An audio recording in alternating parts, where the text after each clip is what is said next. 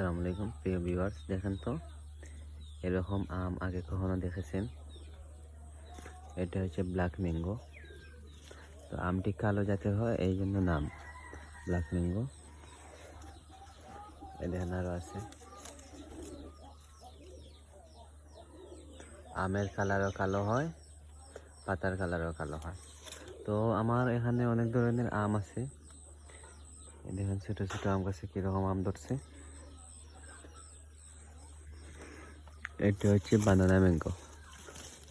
দেখেন কলার মতো শেপ অনেক আছে। দেখেন আরও আছে, অনেকগুলা ধরছে।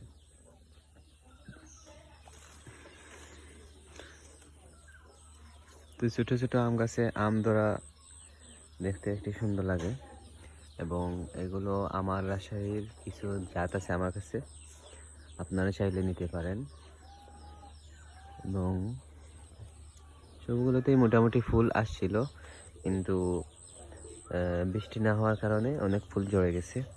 তারপর যেগুলো আছে মাশাআল্লাহ, আলহামদুলিল্লাহ, শুকরিয়া। এটি হচ্ছে সবচেয়ে মিষ্টি জাতের আম, সূর্যডিম। এই দেখেন সূর্যডিম বলা হয়। এটি অনেক বেশি সুস্বাদু এবং মিষ্টি হয়, এবং এটি জাপানি। প্রচুর কালেকশন আছে আমের, আপনারা চাইলে নিতে পারেন।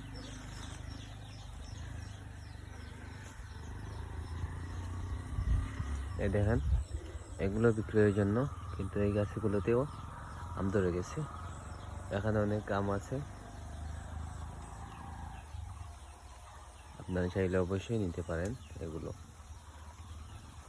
আর এই দেখেন দুঃখের বিষয়, এই আমটি বানর খেয়ে ফেলছে, যার জন্য নিচে পড়ে গেছে। বানানা ম্যাঙ্গোর আমের ভিতরে সাদা হয়, পাকার পর কীরকম হয় আমি এখনো জানি না। আসসালামু আলাইকুম প্রিয় ভিউয়ার্স, আজকে আমার আম বাগান দেখাবো আপনাদেরকে। দেখেন এটি হচ্ছে ডকমাই। ক্যামেরাতে ছোট দেখা গেলেও এগুলো অনেক বড় সাইজের। এগুলো কালার অনেক সুন্দর হয়। এই দেখেন অনেক বড় আম। আরও অনেক ধরছিল, কিন্তু এই ছোটো গাছে বেশি আম রাখা যায় না, এই জন্য কিছু নষ্ট হয়ে গেছে, কিছু ফেলে দিয়েছি।